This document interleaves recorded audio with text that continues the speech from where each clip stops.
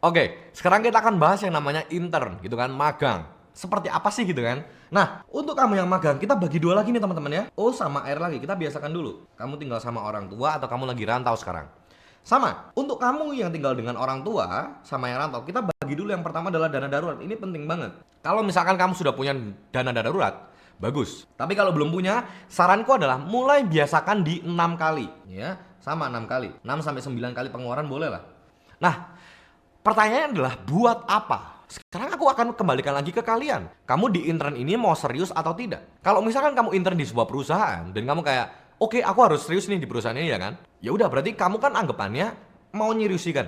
Kalau kamu sudah mau menyeriusi hal ini, sewaktu-waktu kalau ada yang hal tidak diinginkan, misalkan kamu kurang cocok lah sama company-nya atau company-nya mungkin kurang cocok sama kamu. Kalau misalkan ada lagi kandidat yang lebih baik, mungkin kamu akan dipindahkan ke intern yang lain gitu ya, ke perusahaan lain, atau mungkin akan dikeluarkan dulu. Kalau misalkan seperti itu gimana? Tahu-tahu semua hal yang kamu terima dari intern itu kan berhenti. Nah, itu harus kamu siapkan dulu tuh. Dan juga kalau misalkan kamu ada rantau sekarang, masa tahu-tahu langsung telepon sama orang tua, "Mak, ya ini aku internnya kurang gitu. Jadi tolong dong tambahin uang jajan gitu kan." Ya kalau aku sih sebenarnya tidak mau gitu ya. Jadi kita harus membiasakan dulu untuk yang namanya financial independence, di mana kita bisa membiayai diri kita sendiri dulu, ya baru kita membiayai orang lain. Jadi kita biasakan dulu dengan mindset yang sama, bahwa untuk orang yang intern dan kamu mahasiswa dan kamu mau fokus di tempat ini, saranku adalah 6 sampai 9 kali. Kita mulai biasakan dulu. Karena apa? Karena nanti di video selanjutnya adalah kita akan masuk nih, kira-kira kalau kamu bekerja seperti apa. Antara intern ini dan kamu bekerja itu akan saling menyambung. Seperti apa nyambungnya? Ya kan kita akan bahas nanti. Selanjutnya mulai dari insurance juga teman-teman. Mulai dari insurance. Nah, kita bahas nih, kalau misalkan insurance, kamu sudah mulai harus cari kira-kira insurance yang cocok itu seperti apa. Kalau misalkan sekarang kamu bilang sama mama gitu kan, "Mah, aku mau beli asuransi," gitu ya. Terus mama bilang sama papa gitu kan, "Nah, kamu sudah ada asuransi dari kita." Jawabannya adalah coba cek asuransi kamu apakah preminya itu bisa kamu bayarkan atau tidak. Seperti apa sih? Untuk insurance-nya sendiri saranku adalah 10% dari, ini minimal ya. Minim 10% dari income kamu per bulan. Jadi kalau misalkan 3 juta ya kamu cari nih, kira-kira asuransi apa yang bisa kamu bayarkan preminya itu 3 juta per bulan. Atau saranku sih ngambilnya yang tahunan gitu ya, biar lebih murah.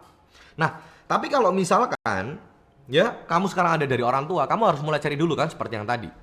Tapi kalau kamu sudah membiayai sendiri, ini kamu harus mulai yang namanya konsisten. Harus mulai yang namanya financial budgeting sendiri. Harus mulai menempatkan kira-kira aku harus seperti apa gitu ya. Jangan hanya berharap sama kredit card. Itu menurutku sayang banget gitu ya. Meskipun kredit card itu bagus, tapi kalau misalkan mindsetnya kita belum kuat di sana, kita masih berpikir untuk yang namanya ya biasa ya, baru masuk ke dunia kerja dapat uang sendiri, menurutku mungkin kita akan harus yang namanya menahan diri dulu untuk ke namanya kartu kredit. Tapi kalau misalkan kamu sudah oke ya nggak masalah. Kita lanjut lagi. Untuk budgetingnya sendiri, nih, untuk budgetingnya sendiri ya kan, saranku adalah kamu pakai lagi yang awal teman-teman ya.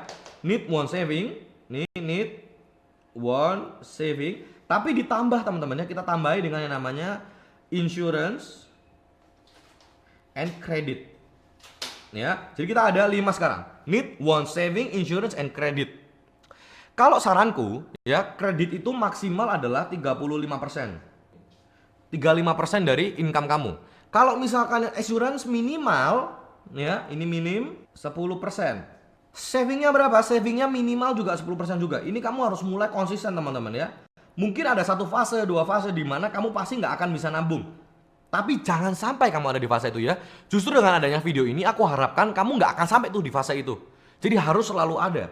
Won-nya gimana? Won-nya sama. Won-nya maksimal 30% teman-teman. Maksimal 30%. Malahan kalau bisa yang maksimal 30% ini jangan kamu maksimalkan gitu ya. Kalau bisa dikurangin gitu. Need-nya gimana? Need-nya sama. Kurang lebih 50% ya kan. Loh sel, 50, 30 tambah 10 tambah 10 itu sudah 100% gitu ya. Terus gimana yang dengan yang namanya kredit ini? Kredit ini akan masuk di dalam yang namanya need-nya kamu.